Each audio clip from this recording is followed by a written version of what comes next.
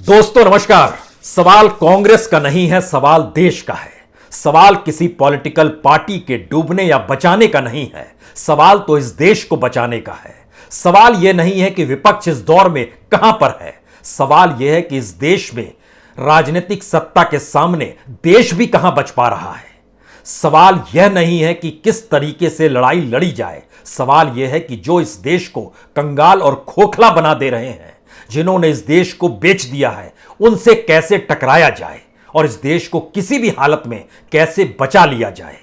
जाहिर है इतने तीखे शब्द जो राजनीतिक सत्ता को या कहें मोदी सत्ता को न सिर्फ कटघरे में खड़ा करते हों बल्कि अपने शब्दों के जरिए उस सत्ता को भेदते हुए चले जाते हों और उसका प्रसारण राष्ट्रीय चैनलों में भी हो रहा हो और कांग्रेस पार्टी के भीतर पुराने कांग्रेसियों के जहन में यह सवाल निकलने लगा हो, क्या वाकई कांग्रेस बदल रही है या राहुल गांधी अपनी नई कांग्रेस को नए स्वरूप में लाना चाह रहे हैं। वो समझ चुके हैं कि पुरानी कांग्रेस को बदलना जरूरी है। वो समझ चुके हैं कि G23 वाली कांग्रेस या फिर यो अनुभवी या कहें बुजुर्ग, इन सब के साथ अब युवा और नए चेहरों की जरूरत है प्रांत दर प्रांत। यह एक ऐसी परिस्थिति है जिसमें पहली बार कांग्रेस शायद क्षेत्रीय नेताओं को खड़ा करना चाहती है, युवा चेहराओं को सामने लाना चाहती है। कांग्रेस पहली बार वह प्रयोग कर रही है जो इससे पहले कांग्रेस ने कभी नहीं किया। कांग्रेस में हाई कमान की संस्कृति ही रेंगती रही, लेकिन आज जो सवाल थे और जो जवाब थे उसके दायरे में सवाल पूछने वाले से पहले ही जवाब देने वाला कह रहा था पूछिए सवाल गांधी परिवार को लेकर भी, लेकिन संघ परिवार को लेकर पूछना ना भूलिएगा, क्योंकि सवाल पूछना महत्वपूर्ण होता है। इस तरीके के तेवर अगर कांग्रेस हेडक्वार्टर में थे और कांग्रेस के इस नए प्रयोग को इस रूप में देखा जाए तो जाहिर है हर किसी के जहन में आज ही सवाल पंजाब से भी निकल कर आया कि आखिर सिद्धू ने इस्तीफा क्यों दे दिया। क्या वाकई सिद्धू की चॉइस जो दिल्ली ने चुनी और जिसके बाद कैप्टन दरकिनार हो गए, उसके आगे जब चरणजीत सिंह चन्नी को एक चेहरे के तौर पर वहां पर लाया गया और चन्नी ने अपने तौर पर इस बात को अपनी प्रेस कॉन्फ्रेंस के जरिए जतला दिया कि वह भी पूरे पंजाब में घूमेंगे, किसानों से मिलेंगे, मजदूरों से मिलेंगे, और उसके ठीक समानांतर तकरीबन 1 घंटे बाद जब कांग्रेस हेडक्वार्टर में प्रेस कॉन्फ्रेंस शुरू होती है तो उसमें जिग्नेश मेवाणी ये कहने से नहीं चूकते हैं, आपको जहन में किसानों को रखना होगा, मजदूरों को रखना होगा, आदिवासियों को रखना होगा, महिलाओं को रखना होगा, युवाओं को रखना होगा और इस देश पर मंडराते संकट को पहचानना होगा। वो हम भी हो सकते हैं, वो आप भी हो सकते हैं। कांग्रेस के भीतर से उठते हुए शब्द राहुल गांधी का नया प्रयोग, आने वाले वक्त में कांग्रेस की तस्वीर हमें लगता है पन्ने दर पन्ने आज समझ लीजिए, क्योंकि जिन परिस्थितियों में कांग्रेस प्रयोग कर रही है उसमें कुछ के जहन में हो सकता है सिर्फ पंजाब में एक दलित मुख्यमंत्री चरणजीत सिंह चन्नी को लाना भर हो सकता है उनके जहन में आज कन्हैया कुमार को सीपीआई से शामिल कर लेना हो कांग्रेस के भीतर और यह सवाल उठ खड़ा हो कि कांग्रेस खुद क्या सेंटर टू लेफ्ट जा रही है, जबकि बड़े बड़े कांग्रेसी जानने वाले विशेषज्ञ कहते हैं कि कांग्रेस को तो सेंटर टू राइट जाना चाहिए क्योंकि उसे बीजेपी से टकराना है।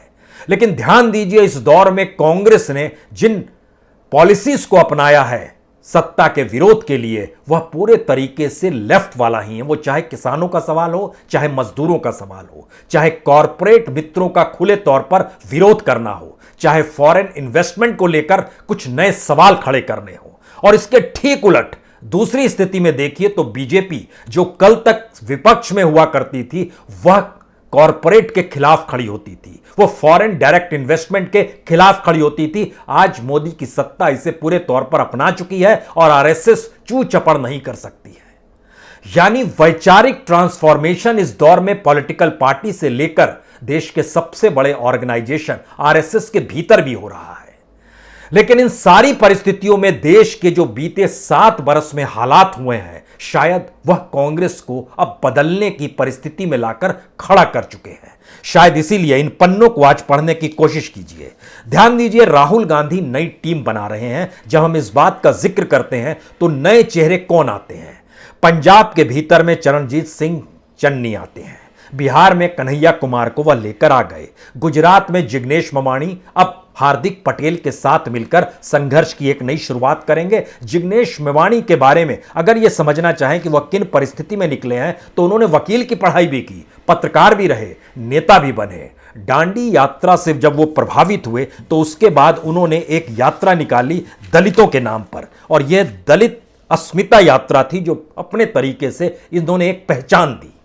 संघर्ष को बाबा साहब अंबेडकर, संघर्ष को महात्मा गांधी और संघर्ष को भगत सिंह, तीनों का मिश्रण कांग्रेस के पटल पर रखते हुए, क्या इससे पहले जब G23 के नेताओं को आप याद कीजिएगा तो हो सकता है आपको लगे वाकई वह नेता इस रूप में तो नहीं कह पाते, उसमें तो 4 मुख्यमंत्री भी रह चुके हैं। गुलाम नबी आजाद, भूपेंद्र सिंह हुड्डा, पृथ्वीराज सिंह चौहान, राजेंद्र कौर भट्टर, ये सभी मुख्यमंत्री अलग अलग राज्यों के रह चुके हैं, कांग्रेसी हैं। लेकिन ये G23 में शामिल थे, जिसको लेकर राहुल गांधी पूरे तरीके से खारिज करने की स्थिति में है। और इसमें से कुछ शब्द विरोध के कभी निकलते हैं, कभी इनमें से शब्द पक्ष में निकलते हैं, जैसे वीरप्पा मोइली के निकल कर आ गए। सवाल है उसके बाद देखिए, ध्यान दीजिए, कपिल शर्मा, कपिल सिब्बल, आनंद शर्मा, शशि थरूर, मनीष तिवारी ने आज विरोध भी किया कि किस तरीके से कन्हैया कुमार सीपीआई से यहां शामिल हो रहे हैं।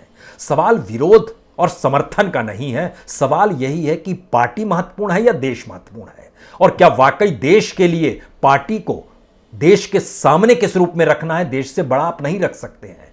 क्या ये शब्द कांग्रेस हेडक्वार्टर में इससे पहले कभी बोले जा सकते थे? बोले गए हैं, आज बोला गया है। उसके बाद देखिए, पीजी कोरियन, रेणुका चौधरी, मिलिंद देवड़ा, मुकुल वासनिक, वीरप्पा मोइली, अजय सिंह, राज बब्बर, अरविंद सिंह लवली, कौल सिंह ठाकुर, कुलदीप शर्मा, योगानंद शास्त्री, संदीप दीक्षित, विवेक तनखा, जतिन प्रसाद तो छोड़कर चले गए। ये 23 नाम हम इसलिए आपको गुना रहे थे क्योंकि बार बार कांग्रेसियों का जिक्र करते हुए इन G23 का नाम लिया जाता है। लेकिन इसके ठीक समानांतर अब जरा समझने की कोशिश कीजिए। पंजाब में चरण सिंह जी चन्नी, बिहार में कन्हैया कुमार, गुजरात में हार्दिक पटेल और जिग्नेश मेवाणी, महाराष्ट्र में पटोले हैं जो कि अमरावती से आते हैं, फिलहाल विधानसभा अध्यक्ष हैं, उनके तेवर भी तीखे, वह तो बीजेपी से आए हुए हैं, अमरावती के हैं। किसानों को लेकर उन्होंने नरेंद्र मोदी का खुले तौर पर विरोध किया कि आप जिन नीतियों को अपना रहे हैं, इस 3 कानून से पहले उनका कहना था कि सरकार की किसानों को लेकर जो नीति है वो सही नहीं है, और पटोले वहां से निकल कर आए,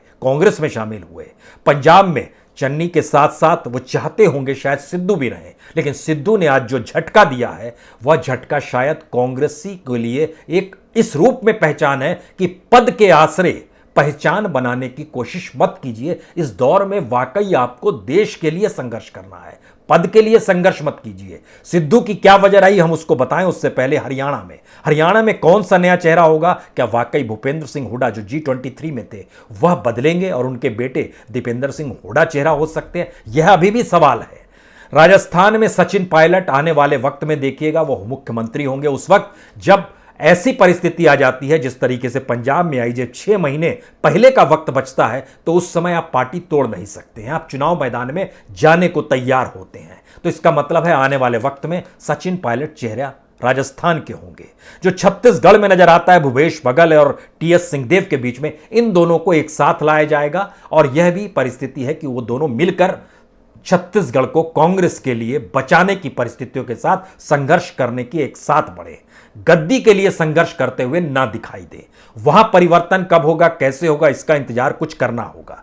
मध्य प्रदेश में कमलनाथ और दिग्विजय सिंह दोनों के बेटे, इससे पहले कमलनाथ जब सीएम थे दोनों मिलकर अपने तरीके से अपने अपने बेटों को आगे बढ़ा रहे थे। तो क्या यह युवा चेहरा जो एक नकुल नाथ का है जो कमलनाथ के बेटे हैं, और दूसरी तरफ जयवर्धन सिंह है जो दिग्विजय सिंह के बेटे हैं, वह आएंगे? क्योंकि दिग्विजय सिंह को फिलहाल जो काम कांग्रेस के भीतर दिया गया है वह यही है कि किस तरीके से मोदी की सत्ता जिन मुद्दों को उठाती है उन मुद्दों के जरिए मोदी की सत्ता को घेरिए, और राष्ट्रीय मुद्दा कैसे बनाया जा सकता है इस दिशा में काम कीजिए। यह मैसेज है एक लिहाज से कि आपको राष्ट्रीय तौर पर देखना है, मध्य प्रदेश को छोड़िए, वहां देखा जाएगा। इसका मतलब है क्या उनका बेटा आ जाएगा? उत्तर प्रदेश के भीतर जाहिर तौर पर फिलहाल प्रियंका गांधी चुनाव लड़ रही है, लेकिन आने वाले वक्त में एक चौंकाने वाला नाम आ सकता है इलेक्शन से ठीक पहले। हो सकता है वो बीजेपी से निकलकर आया हुआ हो सकता है, उस नाम पे ना जाइए। लेकिन जब हम इन बातों का जिक्र कर रहे हैं तो कांग्रेस क्यों बदल रही है, हमें लगता है इसके लिए 16 जुलाई 2021 को राहुल गांधी सोशल मीडिया में अपने जो सोशल मीडिया के जो भी कार्यकर्ता थे उनके साथ संवाद बना रहे थे, जो वो वॉलंटियर्स कहते हैं, उन्होंने उसमें बहुत साफ तौर पर जिक्र क्या किया, हमें लगता है ये सुनना चाहिए। बहुत से लोग हैं जो बीजेपी आरएसएस से नहीं डरते हैं, वो कांग्रेस के बाहर हैं, वे सभी लोग हमारे हैं, उनको लाएंगे, और जो हमारी पार्टी में रहकर डरते हैं उन्हें बाहर करना चाहिए। वे आरएसएस में जा सकते हैं, हमें उनकी जरूरत नहीं है।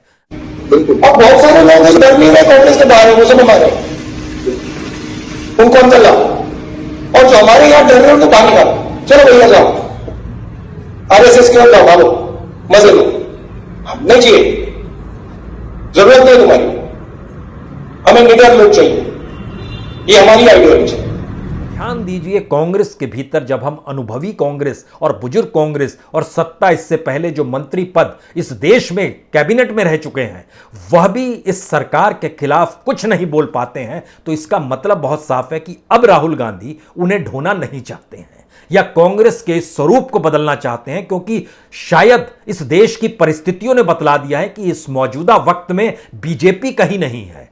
आरएसएस अपने तौर पर जिन विचारों को लेकर चलती है वह कितनी घातक है इस देश के लिए, इसको वो अपने पार्टी के भीतर बताते रहते हैं और लगातार बाहर भी कहते हैं। उन पर मुकदमे भी चल रहे हैं इस बात को लेकर, लेकिन उन्होंने माफी नहीं मांगी। सवाल यह है कि इस दौर में जब मोदी सत्ता है, यह बीजेपी सरकार नहीं, मोदी सत्ता है, जब आरएसएस के विचार हैं, इन दोनों के खिलाफ बोलने की परिस्थितियों में अगर कांग्रेसी नहीं आ पा रहे हैं तो वो कांग्रेसी कैसे हुए, और अगर कल सत्ता मिल जाएगी तो वो पद पाने के लिए दौड़ेंगे, तो इसका कोई मतलब नहीं है। इसीलिए ध्यान दीजिए जरा, सिद्धू का जिक्र इसलिए यहां पर जरूरी है कि सिद्धू सीएम बनना चाहते थे, सीएम नहीं बन पाए।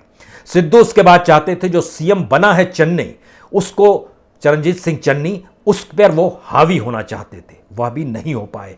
तमाम मंत्रियों को लेकर जब चुना जाए उस बैठक में वो शामिल हो, उन्हें शामिल नहीं किया गया। मंत्रालय बटे, उसमें उनको शामिल नहीं किया गया। वो चाहते थे कि जो एडवोकेट जनरल है वह उनकी इच्छा का हो, वह उनकी इच्छा का नहीं हुआ।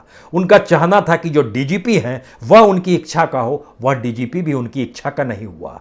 वो चाहते थे कि होम मिनिस्ट्री किसी भी हालत में डिप्टी सीएम रंधावा को नहीं मिले, वह उनको मिल गई। शायद सिद्धू को यह लगा कि वह कौन सी दौड़ दौड़ रहे हैं, और जिस दौड़ को दौड़ रहे हैं उसमें वह बहुत पिछड़ चुके हैं, सत्ता में कैप्टन से हटाने के बावजूद भी। यानी अपनी महत्ता और अपनी आकांक्षाओं को लेकर वह कुलांचे मारते हुए पार्टी को पंजाब के भीतर अपने अनुकूल ही रखना चाहते थे, क्योंकि उन्होंने कैप्टन जैसे ताकतवर कांग्रेसी को पद से हटा दिया। सवाल यह है कि अगर पार्टी को चलाना है और पार्टी को सींचना है और आगे बढ़ाना है, तो पार्टी का जो अपना नज़रिया ऑर्गेनाइजेशन लेवल पर होता है उसमें व्यक्ति महत्वपूर्ण होगा या ऑर्गेनाइजेशन महत्वपूर्ण होगा। और कोई व्यक्ति अगर अपने तौर पर यह सोच कर चल रहा है कि नहीं, आने वाले वक्त में वही सीएम होगा जो वो चाहते थे कि उन्हें प्रोजेक्ट किया जाए, वह भी जब प्रोजेक्ट नहीं हो पा रहा है क्योंकि इस देश की राजनीतिक स्थितियां जातियों में खो जाती है। और चरणजीत सिंह चन्नी दलित समाज से आते हैं और दलित समाज का वोट बैंक वहां पर 32% है। कांग्रेस इसको समझ गई, जो गलती हरीश रावत करे आए थे उसको यहां पर सुधारा गया। तो क्या कांग्रेस इस पूरी प्रक्रिया में आपको बदलती हुई दिखाई दे रही है, या फिर कांग्रेस का यह बदलाव कांग्रेस के लिए घातक परिस्थितियों को डेवलप कर देगा? सवाल सबसे बड़ा यही है कि 2014 के बाद से वह तमाम कांग्रेसी कहां हैं जो इससे पहले मनमोहन सिंह की कैबिनेट में हुआ करते थे, जिनके भीतर अहंकार भर गया था जब वो सत्ता संभाले हुए थे। सवाल आप करते थे, आपको जवाब नहीं दिया जाता था, वो अपनी गर्दन ऐंठ कर चलते थे। आज वो कहां है जब देश के भीतर संकट ना सिर्फ आर्थिक तौर पर बल्कि सामाजिक और सांस्कृतिक तौर पर भी है। इस देश की आर्थिक नीति फेल हो गई है, इस देश की विदेश नीति को लेकर सवाल है, इस देश की रक्षा नीति को लेकर सवाल है। इस देश में जिस तरीके से तमाम कॉन्स्टिट्यूशन इंस्टीट्यूशंस खत्म हो चले हैं, उसमें वह कांग्रेसी कहां है जो कल तक इस देश को चलाते थे? क्या वो फिर से किसी पद का इंतजार कर रहे हैं? जो G23 का नाम हमने एक लाइन से लिया, ये सभी तो महत्वपूर्ण पदों पर रह चुके हैं। कोई मुख्यमंत्री रह चुका है, कोई कैबिनेट मिनिस्टर रह चुका है, कोई स्टेट मिनिस्टर रह चुका है, कोई अपने प्रदेश का अध्यक्ष रह चुका है। ये तमाम ताकतवर लोग कहां हैं? और जब भी इनकी जुबान खुलती है तो यह इस देश की राजनीतिक सत्ता पर निशाना साधने से क्यों बचना चाहते हैं? शायद राहुल गांधी के भीतर यही बड़ा सवाल है। वह जिस लड़ाई को कांग्रेस को लड़ने के लिए तैयार कर रहे हैं, वह कांग्रेसी जो अनुभवी और बुजुर्ग हो चले हैं, जिन्होंने खूब सत्ता भोगी है, वह अगर इसमें शरीक नहीं होंगे तो फिर आने वाले वक्त में कांग्रेस और कमजोर होगी। और कांग्रेस जब कमजोर होगी तो कांग्रेस के कमजोर होने का मतलब विपक्ष की राजनीति के कमजोर होने का मतलब है, और उसका मतलब इस देश की सत्ता का तानाशाही चेहरा सामने आना है।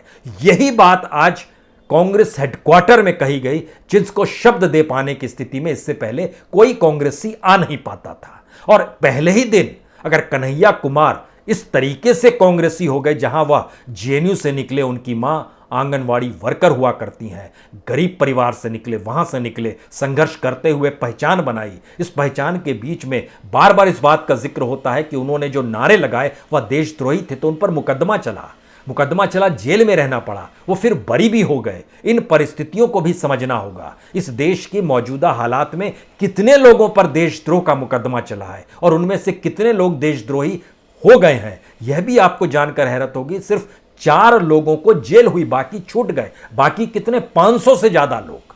तो यह देश की जो परिस्थितियां हैं, यह परिस्थितियां क्या इससे पहले किसी पॉलिटिकल पार्टी के मन से आपको सुनाई दी? ये पहली बार क्यों सुनाई दे रही है? यह भी एक नया सवाल है। दूसरा बड़ा सवाल यह है कि क्या इन सारी परिस्थितियों में अब मैसेज बिहार में आरजेडी के लिए भी है? अगर कन्हैया कुमार आ गए और अब वो बिहार में कांग्रेस को खड़ा करेंगे तो यह आरजेडी के लिए भी मैसेज है, यकीनन यह तेजस्वी के लिए मैसेज है। और जब बिहार की परिस्थिति को आप देखिएगा तो वहां पर आरजेडी को संभाले हुए तेजस्वी यादव है। रामविलास पासवान जी की मृत्यु के बाद वहां पर अब चिराग पासवान देख रहे हैं। बीजेपी ने इससे पहले जो उनके अपने मोदी वहां पर सुशील मोदी थे, उनको दिल्ली बुला लिया, और आने वाले वक्त में उसे कौन देखेंगे, अभी यह सवाल है। जेडीयू का मतलब सिर्फ नीतीश कुमार है और उसके बगैर कुछ भी नहीं है, और वहां पर कोई आपको चेहरा दिखाई नहीं देगा। तो कांग्रेस वहां पर एक युवा चेहरा चाहती है, और वो शायद एक मैसेज आरजेडी के लिए भी है कि अब हम अपने चेहरे को ले आए हैं। यह इसलिए महत्वपूर्ण है क्योंकि जब बेगूसराय में 2019 का इलेक्शन हो रहा था, उस समय माना जा रहा था कि कन्हैया कुमार एक सबके विपक्ष का मिला जुला कैंडिडेट होंगे, लेकिन आरजेडी ने अपने कैंडिडेट को खड़ा कर दिया था, और वहां से तनवीर हसन जो लड़े थे वह उससे पहले अच्छा वोट लेकर आए थे। 2014 में उन्होंने बीजेपी को टक्कर दी थी। बीजेपी के 2014 में भोला सिंह थे, उनको तकरीबन 4,28,000 वोट मिले थे, और तनवीर हसन को 3,59,000 वोट मिले थे। 2019 में तनवीर हसन को आरजेडी के तनवीर हसन को कन्हैया कुमार से कम वोट मिले, और इसमें कोई दो मत नहीं कि वहां पर गिरिराज सिंह को बहुत वोट मिले, तकरीबन 6,92,000। लेकिन दूसरे नंबर पर कन्हैया कुमार थे जो 2,59,000 के साथ दूसरे नंबर पर थे। तीसरे नंबर पर 1,98,000 के साथ तनवीर हसन आरजेडी के थे।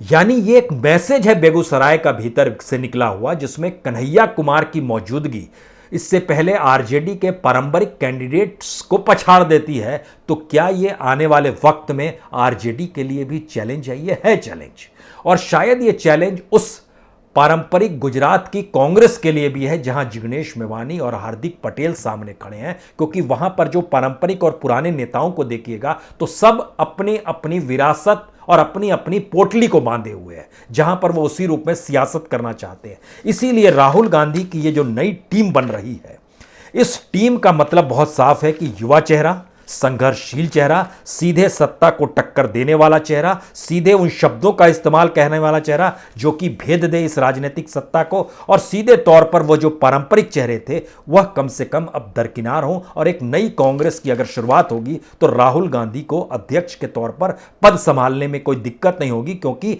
उनके अनुकूल ही तब कांग्रेस चलेगी।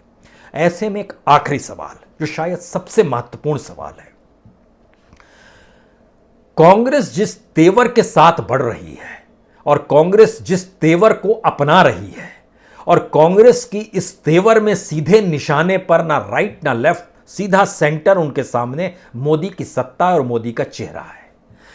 क्या इससे हटकर जो क्षेत्रीय राजनीतिक दलों का संसार है, छत्रपों का संसार है, क्या वो इस बात को अब मान्यता देगा कि इस देश में कांग्रेस के रहने पर ही उनका जीवन है, क्योंकि छत्रप धीरे धीरे खत्म होते चले गए। बीजेपी जहां जहां आई उसने खत्म करने की कोशिश की, चाहे वो पंजाब में अकाली हो, चाहे वह महाराष्ट्र में शिवसेना हो, ये दोनों अलग हो गए।